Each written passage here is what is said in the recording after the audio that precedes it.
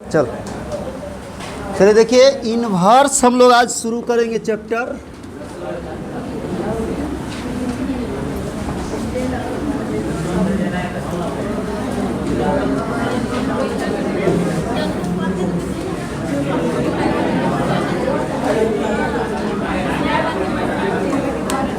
चलिए ध्यान देना। तो आज हम लोग पढ़ने जा रहे हैं इनवर्स ट्रिग्नोमेट्री। इनवर्स ट्रिग्नोमेट्री का जो बेसिक है वो आपका ट्रिग्नोमेट्री है। तो ट्रिगो पहले अच्छा से आना चाहिए, उसका सारा फॉर्मूला याद रहना चाहिए। तो आपको एकदम बेसिक से बताएंगे ताकि कोई भी प्रॉब्लम आपको आगे ना हो। लेकिन ट्रिग्नोमेट्री पर पूरा आपका कैलकुलस डिपेंड करता है।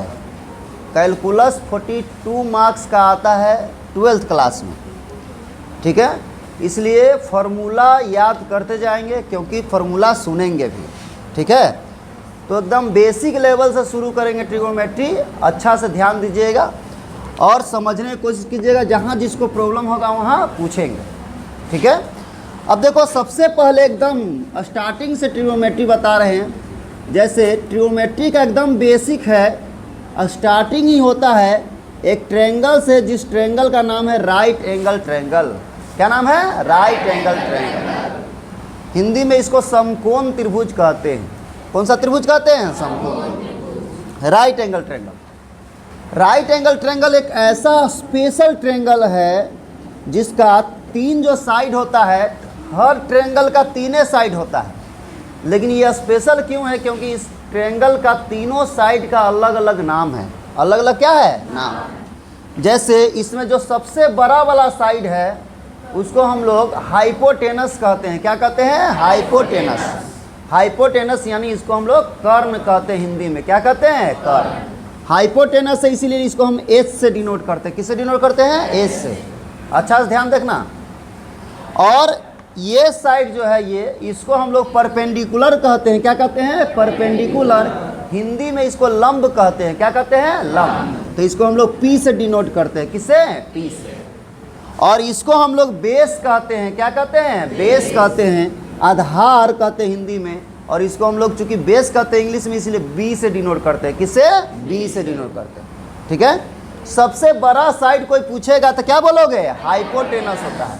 इन दोनों में से कभी ये बड़ा हो जाएगा, कभी ये छोटा होगा। तो ये कभी बड़ा होगा तो ये छोटा होगा, या दोनों इक्वल भी हो सकता है, ठीक है।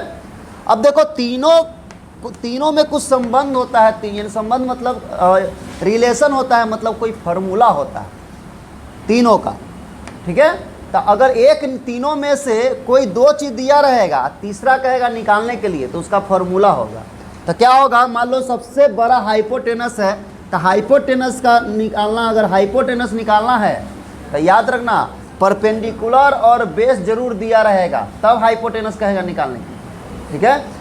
तो हाइपोटेनस चूंकि सबसे बड़ा है, इसलिए हाइपोटेनस का फॉर्मूला बोलेगा तो इन दोनों का सम, स्क्वायर का सम होगा, मतलब पी का स्क्वायर प्लस बी का स्क्वायर। तो हाइपोटेनस का फॉर्मूला बोलेगा तो root under P square plus B square बोलेंगे, ठीक है। अगर परपेंडिकुलर आपको बोलता है परपेंडिकुलर निकालने के लिए, तो परपेंडिकुलर अगर निकालना रहेगा तो हाइपोटेनस और बेस दिया रहेगा। तो तुम ही लोग बताओ, चूँकि ये सबसे बड़ा साइड है हाइपोटेनस और हमको निकालना है परपेंडिकुलर, तो हाइपोटेनस और बेस का सम होगा कि घटाना पड़ेगा? घटाना पड़ेगा, बड़ा में से छोटा को। तो बड़ा चूँकि हाइपोटेनस है, तो यानी एच का स्क्वायर माइनस बोलेंगे बी का स्क्वायर। एच स्क्वायर माइनस क्या बोलेंगे? बी स्क्वायर बोलेंगे, ठीक है। अब बताओ, अगर बी निकालना है, बेस निकालना है, तो एच स्क्वायर माइनस क्या बोलेंगे? पी स्क्वायर बोलेंगे। तो सबसे त्रिकोणमिति का सबसे बेसिक फार्मूला यही है, ये तीन फार्मूला। और ऐसा नहीं कि इसका 12th क्लास में यूज नहीं है, सारा का यूज होगा, एक एक फार्मूला का यूज होगा, ठीक है। कोई भी फार्मूला इसमें बच नहीं सकता है जिसका यूज ना होता हो, इसलिए ध्यान से देखिएगा। तो हाइपोटेनस का फॉर्मूला ये होता है root under P square plus B square. Perpendicular का फॉर्मूला होता है root under H square minus B square. Base का फॉर्मूला होता है root under H square minus P square. तो ये याद रहना चाहिए फॉर्मूला। उसके बाद हम लोग पढ़ते हैं कि ट्रिग्नोमेट्री का टोटल फंक्शन 6 होता है। कितना फंक्शन होता है? 6 फंक्शन होता है। उसको फंक्शन बोलो या रेशियो बोलो, है ना, टोटल 6 होता है। और यही 6 पर सारा ट्रिग्नोमेट्री है। जैसे आप अल्फ़ाबेट ABCD में देखते होंगे 26 लेटर होता है, और वही 26 लेटर को इधर घुमा करके टोटल इंग्लिश बना हुआ है ना। तो उसी प्रकार से ट्रिग्नोमेट्री में टोटल 6 फंक्शन होता है, और वही 6 बार बार रहेगा, यूज होगा, है ना। तो उसी में माइंड लगाया जाता है। ध्यान देखना यहाँ पर, तो कौन कौन है? तो सबसे पहला साइन थीटा। कौन सा क्या है पहला फंक्शन? साइन थीटा है। दूसरा कॉस थीटा है। तीसरा क्या है? टैन थीटा है। ठीक, पहला साइन थीटा, कॉस थीटा और टैन थीटा। और 3 हुआ तो 3 का अपोजिट होगा, उल्टा। तो साइन थीटा का अपोजिट होता है कॉसेक थीटा। याद रखना, कॉस मत समझ लेना, कॉसेक थीटा। कॉस थीटा का अपोजिट होता है सेक थीटा, और टैन का अपोजिट होता है कॉट थीटा। क्या होता है? Cot theta. ठीक, ये 6 का फॉर्मूला होता है। जैसे तो ये भी तुमको याद रहना चाहिए कि साइन का अपोजिट कौन होता है, उल्टा कौन होता है? क्या होता है? Cosec theta. क्या होता है सरोज? Cosec theta. तो कॉसेक का अपोजिट बोलेगा तो साइन थीटा। साइन का अपोजिट कॉसेक, तो कॉसेक का अपोजिट साइन। कॉस का अपोजिट सेक, तो सेक का अपोजिट कॉस। टैन का कॉट, तो कॉट का टैन। दोनों तरफ से याद करना है, ठीक है। उसके बाद ध्यान देना, यहाँ पर साइन थीटा का फॉर्मूला बोलेगा। आखिर साइन थीटा क्या है? तो साइन थीटा जो है वो राइट एंगल ट्रायंगल का, कोई भी राइट एंगल ट्रायंगल है उसका परपेंडिकुलर और हाइपोटेनस का रेशियो है। परपेंडिकुलर और हाइपोटेनस का क्या है? रेशियो है, यानी अनुपात है। देखो P/H लिख रहे हैं साइन थीटा का वैल्यू, यानी साइन थीटा का जो वैल्यू है P/H है। P/H कहने का मतलब है परपेंडिकुलर और हाइपोटेनस। अब बाई का साइन इसलिए रेशियो है, ठीक है। कोई पूछेगा साइन थीटा क्या है, तो तुम परपेंडिकुलर और हाइपोटेनस का रेशियो है ये बोल सकते हैं, ठीक है। अब बताओ साइन थीटा है, कॉस थीटा, तो कॉस थीटा होता है B/H। क्या होता है? B/H। टैन थीटा, तो टैन थीटा का फॉर्मूला होता है आपका P/B। P/B। ये तीनों याद रहेगा तो 3 को आपको एकदम फ्री में याद रहना चाहिए, इसका अपोजिट वाला। साइन का फॉर्मूला P/H, तो साइन का अपोजिट कौन होता है? कॉसेक। तो कॉसेक का अगर आपसे पूछता है कॉसेक थीटा का फॉर्मूला, तो पलट दीजिए इसको, H बाई क्या होगा? P होगा। कॉस है तो कॉस का B/H है, तो सेक का बोलेगा तो सेक का क्या होगा? H/B बोलेगा। टैन का P/B है, तो टैन का अपोजिट कौन होता है? कॉट, तो कॉट का क्या होगा? B/P होगा। B/ क्या होगा? P होगा, ठीक है। तो बताओ, ये पहले फॉर्मूला आपका एकदम त्रिकोणमिति का सबसे बेसिक फार्मूला होगा, ठीक। उसके बाद आप फार्मूला पढ़े होंगे इसमें, तो वैल्यू कि साइन 0 डिग्री का वैल्यू क्या होता है, साइन 30 डिग्री का वैल्यू क्या होता है, ये सब याद रहना, ठीक है। अब ध्यान देना यहाँ पर, जैसे वैल्यू बताने वाला, अब ध्यान देना इसमें कि कहेगा साइन 0 डिग्री का वैल्यू, तो साइन 0 डिग्री का वैल्यू क्या होता है? 0 होता है। कितना होता है? 0। तो साथ साथ हम लोग कॉसेक का लिखते चलेंगे। साइन 0 का वैल्यू 0 होता है, तो कोई कहेगा कॉसेक 0 का बताइए, कॉसेक 0 डिग्री का वैल्यू। तो देखो साइन का फॉर्मूला P/H होता है, तो कॉसेक का होता है H/P, यानी पलट देते हैं। तो साइन 0 डिग्री का वैल्यू 0 है, इसके नीचे कितना है? 1। तो कॉसेक 0 का बोलेगा तो इसको ऊपर कर दीजिए 1 को, और 0 को नीचे कर दीजिए। और याद रखना, कभी भी 0 नीचे में आता है तो अनडिफाइन होता है, सॉल्व नहीं होता है। क्या होता है? अनडिफाइन होता है, मीनिंगलेस होता है, या हिंदी में अपरिभाषित कहते हैं, या उसको इन्फिनाइट का साइन दे करके भी लिख सकते हैं। तो कॉसेक 0 बोलेगा तो आप अनडिफाइन बोलिए, इन्फिनाइट बोलिए, ऐसे ही बोल सकते हैं, ठीक है। दिक्कत है किसी को? या अपरिभाषित बोलिए, क्या बोलिए? अपरिभाषित। अब ध्यान देना यहाँ पर, साइन 0 डिग्री का वैल्यू कितना होता है? 0। तो कॉसेक 0 का बोलेगा तो क्या बोलना? अनडिफाइन बोलो, मीनिंगलेस बोलो, बोलो दिक्कत है। अब बताओ साइन 30 डिग्री का वैल्यू, तो साइन 30 डिग्री का वैल्यू कितना होता है? 1/2। तो बताओ कॉसेक 30 डिग्री का वैल्यू कोई पूछेगा तो क्या बोलेंगे? इसको पलट दीजिएंगे तो 2/1, तो 1 तो नीचे लिखते नहीं है इसलिए 2 बोलेंगे, ठीक है। अब बताओ साइन 45 डिग्री का वैल्यू, साइन 45 1/√2 होता है, कितना होता है 1/√2। तो बताओ कॉसेक 45 डिग्री का वैल्यू कितना होगा √2 होगा। अब बताओ साइन 60 डिग्री का वैल्यू √3/2 होता है, √3/2। तो कहेगा कॉसेक 60 डिग्री का वैल्यू बताओ, कॉसेक 60 डिग्री का वैल्यू कितना होगा 2/√3 होगा। कहेगा साइन 90 डिग्री का वैल्यू, तो साइन 90 डिग्री का वैल्यू क्या होता है 1 होता है। तो कहेगा कॉसेक 90 डिग्री का वैल्यू बताइए। तो बताइए इसके नीचे भी तो 1 ही रहता है, पलट देंगे फिर भी 1/1 1 ही ना होगा, ठीक है। तो साइन का अगर जिसको याद रहेगा तो उसको कॉसेक का भी याद रहेगा, ठीक है। अब बताओ उसके बाद हम लोग आते हैं कॉस में, किस में आते हैं कॉस में। अब बताओ कॉस का लिखेंगे तो साथ साथ सेक का भी लिखते चलेंगे, ठीक है। अब बताइए ध्यान देखें यहाँ पर जैसे पूछेगा कॉस 0 डिग्री का वैल्यू, तो कॉस 0 डिग्री का वैल्यू क्या होता है 1 होता है, क्या होता है 1 होता है, ठीक है। कॉस 0 डिग्री का वैल्यू क्या होता है 1 होता है, ठीक है।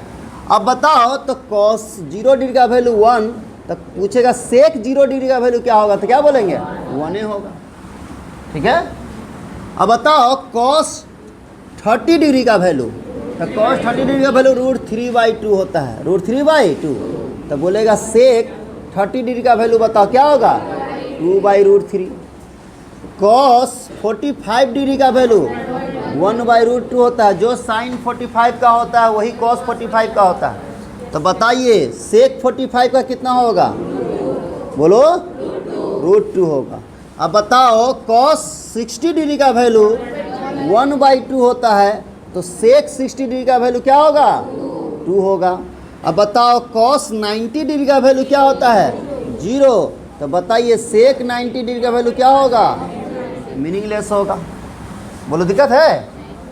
अब बताइए कॉस का याद हो जाएगा, तो अब हम लोग tan का समझेंगे। tan, तो tan 0 डिग्री का वैल्यू 0 होता है भाई, tan 0 का वैल्यू कितना होता है 0, ठीक है। tan 0 का वैल्यू 0, तो अगर tan 0 का वैल्यू 0 है तो बताओ tan का अपोजिट कौन होता है cot, तो cot का 0 क्या होगा मीनिंगलेस होगा, ठीक है। अब बताइए tan 30 डिग्री का वैल्यू, तो tan 30 डिग्री का वैल्यू कितना होता है 1/√3। तो बताइए cot 30 डिग्री का वैल्यू क्या होगा जी, बोलिए √3 होगा।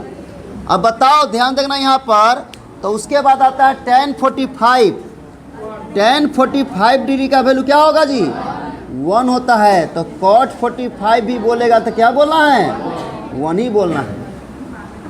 tan 60 डिग्री का वैल्यू √3 होता है, तो पूछेगा cot 60 डिग्री का वैल्यू क्या होता है, इसको पलट दीजिए, इसके नीचे 1 रहता है तो 1/√3।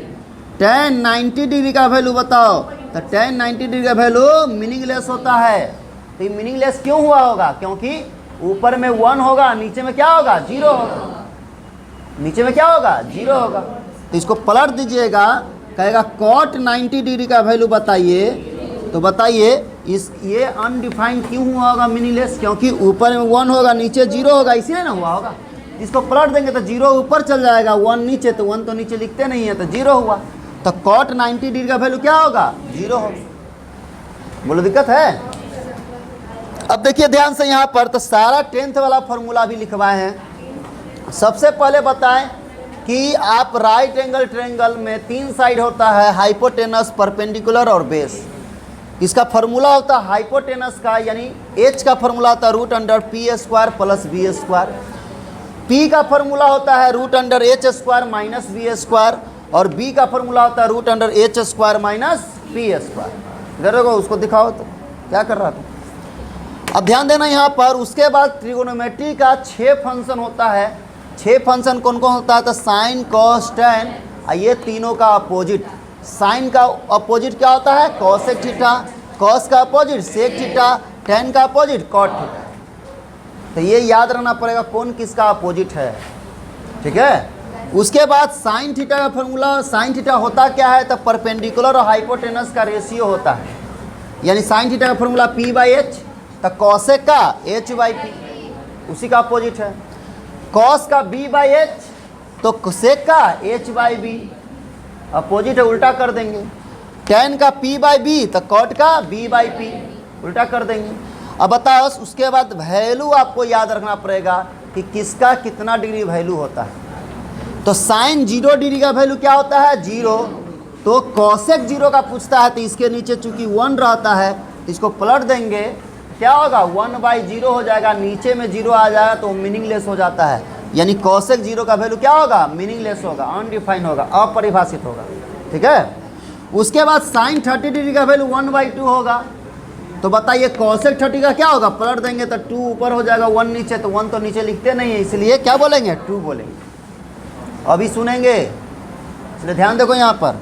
कॉसेक 45 का 1/√2 होगा, तो कॉसेक 45 का साइन 45 का 1/√2, तो कॉसेक 45 का क्या होगा? √2 होगा। साइन 60 का √3/2, तो बताइए कॉसेक 60 का क्या होगा? 2/√3। साइन 90 का 1, तो कॉसेक 90 का भी 1 होगा। उसके बाद हम लोग आते हैं कॉस पर, तो कॉस 0 डिग्री का वैल्यू 1 होता है, तो सेक 0 डिग्री का वैल्यू भी क्या होगा? 1 होगा। कॉस 30 डिग्री का वैल्यू √3/2, तो सेक 30 का भी क्या होगा? 2/√3, पलट देंगे। कॉस 45 का 1/√2, तो सेक 45 का √2 होगा। कॉस 60 का 1/2, तो सेक 60 का क्या होगा? 2 होगा। कॉस 90 का 0, तो सेक 90 का क्या होगा? अनडिफाइंड होगा, मीनिंगलेस होगा। tan 0 का वैल्यू 0, tan 30 का 1/√3, tan 45 का 1, tan 60 का √3, tan 90 का अनडिफाइंड होता है। क्या होता है? अनडिफाइंड।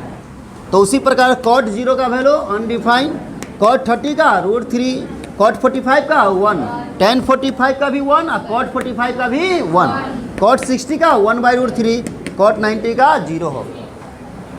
बोलो दिक्कत है? तो ये सबसे पहले इतना तो पहले याद रहना चाहिए, पहले इसको नोट कर लो सब लोग। तो अब 15 फार्मूला इसमें जो 10th में याद किए थे वो वाला रहेगा।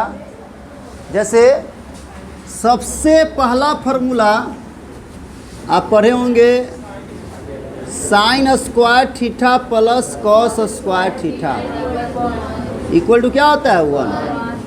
अब ये फार्मूला जिसको याद है, ध्यान देना, तो इससे 4 फार्मूला याद रहना चाहिए। ठीक है। Sign square theta plus cos square theta 1 होता है, तो अगर कहीं पर sign square theta plus cos square theta है तो उसके जगह पर 1 लिख सकते हैं, या कहीं 1 है तो उसके जगह पर हम लोग sign square theta plus cos square theta भी लिख सकते हैं। ठीक है। याद रखना, फार्मूला दोनों तरफ से होता है, एक तरफ से नहीं। अब ध्यान देना यहाँ पर। उसके बाद इससे 4 फार्मूला कौन कौन निकलेगा। जैसे हमको साइन स्क्वायर थीटा निकालना है, तो कॉस स्क्वायर थीटा इधर प्लस में, उधर जाएगा तो माइनस में, तो sine square theta equal to हो जाएगा 1 माइनस कॉस स्क्वायर थीटा। इन सब फार्मूला का यूज होगा, इसलिए ध्यान देना, याद रहना चाहिए। उसके बाद अगर sine square theta equal to 1 minus cos square theta है, हम अगर चाहते हैं केवल साइन थीटा निकालना, तो इधर स्क्वायर है और स्क्वायर इक्वल को उधर जाता क्या होता है? रूट। तो बताइए साइन थीटा इक्वल टू होता है √1 माइनस कॉस स्क्वायर थीटा। तो यहाँ पर हम लोग साइन थीटा निकाले हैं, तब ये हुआ है। अगर कॉस स्क्वायर थीटा निकालना चाहते हैं तो साइन थीटा को उधर लेके जाओ, तो इधर प्लस में, उधर जाओ तो माइनस में। तो कॉस स्क्वायर थीटा अगर निकालना है तो कॉस स्क्वायर थीटा हो जाएगा 1 माइनस साइन स्क्वायर थीटा। उसी प्रकार से अगर कॉस थीटा निकालना चाहते हैं तो स्क्वायर को उधर ले जाएंगे तो रूट हो जाएगा, root under 1 minus sine square theta होगा। तो ये अगर फार्मूला याद रहता है तो आपका ये 4 फार्मूला इसी से बनता है। ठीक है। उसके बाद ध्यान देना यहाँ पर दूसरा, cosec square theta minus cot square theta equal to होता है 1। Cosec square theta minus cot square theta equal to क्या होता है? 1 होता है। अब ध्यान देना यहाँ पर, ये अगर फार्मूला याद रहता है तो इससे 4 फार्मूला बनेगा। ध्यान देना यहाँ, cosec square theta minus cot square equal to 1 होता है, अगर हमको कॉसेक स्क्वायर थीटा निकालना है तो इधर माइनस में है कॉट स्क्वायर थीटा, उधर जाए तो प्लस में हो जाएगा। तो याद रखना cosec square theta equal to होगा 1 प्लस कॉट स्क्वायर थीटा। बात नहीं करो इधर देखो, अगर केवल कॉसेक थीटा चाहिए, केवल कॉसेक थीटा, तो ये स्क्वायर को उधर ले जाएंगे तो रूट हो जाएगा, root under 1 plus cot square theta. ठीक है, अब ध्यान देना यहाँ पर, अगर हमको कॉट स्क्वायर थीटा निकालना है, कॉट स्क्वायर थीटा, कॉट, तो कॉट स्क्वायर थीटा निकालना है तो फॉर्मूला होगा cosec square theta -1। Cot square theta का फॉर्मूला क्या होगा? Cosec square theta -1। तो अगर हमको केवल कॉट चाहिए तो कॉट थीटा इक्वल टू हो जाएगा under root cosec square theta, cosec square theta -1 होगा। बोलो दिक्कत है? दिक्कत है किसी को? अब ध्यान देना, तो ये अगर याद रहेगा तो ये चारों याद रहना चाहिए। ठीक, अब देखो यहाँ पर तीसरा देखना, sec square theta minus tan square theta equal to होगा 1। Sec square theta minus tan square theta equal to क्या होगा? 1। तो अगर सेक स्क्वायर थीटा का वैल्यू निकालना चाहते हैं तो इधर टेन माइनस में, उधर जाए तो प्लस में होगा। तो बताइए, अगर सेक स्क्वायर थीटा निकालना चाहता है तो sec square theta 1 plus tan square theta होगा। सेक स्क्वायर थीटा फॉर्मूला क्या होगा? 1 प्लस टेन स्क्वायर थीटा। तो केवल सेक थीटा बोलेगा तो root under 1 plus tan square theta होगा, root under 1 plus tan square theta. अगर हमको टेन थीटा का वैल्यू चाहिए, टेन स्क्वायर थीटा, तो टेन स्क्वायर थीटा का वैल्यू होगा sec square theta -1। Sec square theta -1। केवल टेन थीटा चाहिए, टेन थीटा, तो इसी पर रूट चढ़ जाएगा, root under sec square theta -1। बोलो दिक्कत है? तो ये फार्मूला अगर याद रहता है तो ये चारों फार्मूला याद रहेगा। तो ये 15 फार्मूला, इस 1 से 4 बना, इस 1 से 4 और इस 1 से 4 बना। ठीक है, तो sine square theta plus cos square theta equal to 1 होता है, तो इससे 4 फार्मूला निकला।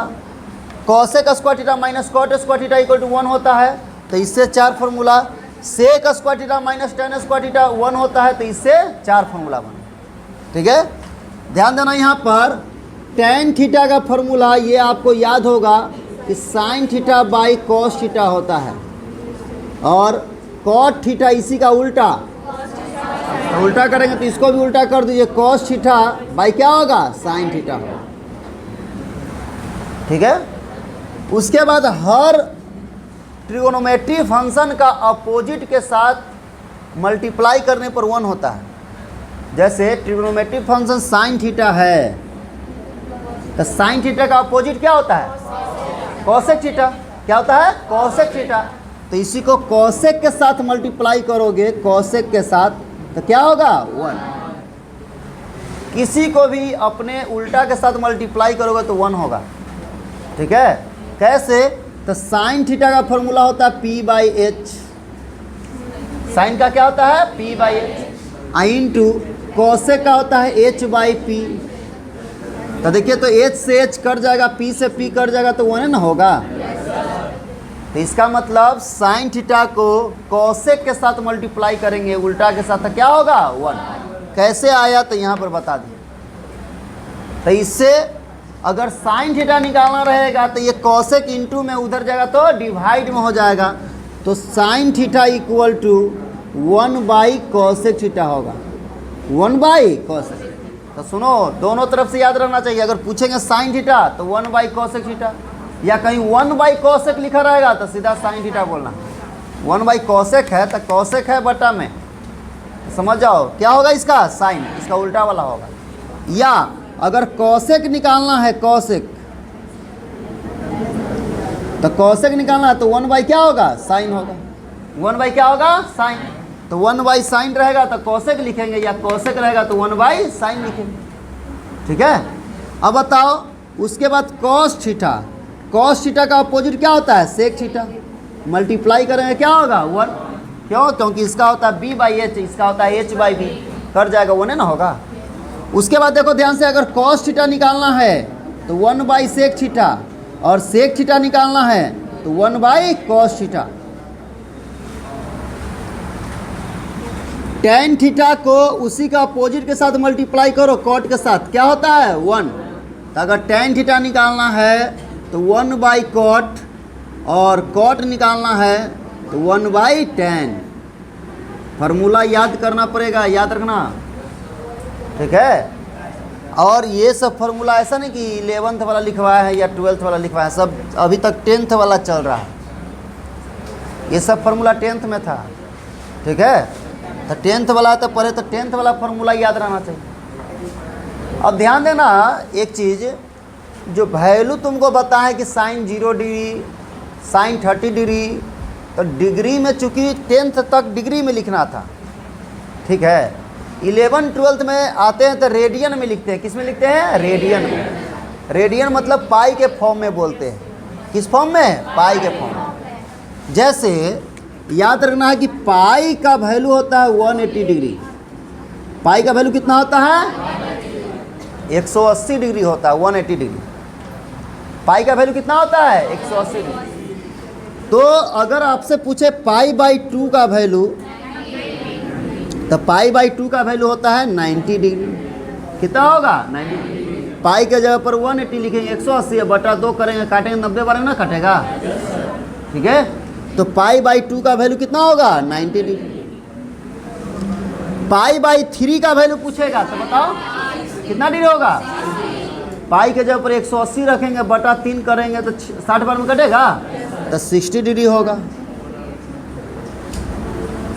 पाई बाई 4 का वैल्यू 45 डिग्री होगा। पाई बाई 6 का वैल्यू 30 डिग्री होगा। 2 पाई का वैल्यू पूछेगा, 2 पाई का, तो बताइए कितना होगा? 360 डिग्री होगा। पाई के जब 180 को 2 से मल्टीप्लाई करोगे तो 360 नहीं होगा? तो आपसे अब ऐसे नहीं पूछेगा कि साइन 30 डिग्री का वैल्यू बताइए, आपसे पूछेगा साइन पाई बाई 6 का वैल्यू बताइए। 30 डिग्री के जगह पर पाई बाई 6 दे देगा। साइन 45 डिग्री नहीं बोल करके साइन पाई बाई 4 बोलेगा कि साइन पाई बाई 4 का वैल्यू बताइए। तो समझना है कि साइन 45 का पूछ रहा है, तो कितना होगा जी? 1 बाई रूट 2। बोलो दिक्कत है? तो पाई के फॉर्म में पूछेगा, किसी को दिक्कत है इसमें? चलिए नोट कीजिए इसको पहले।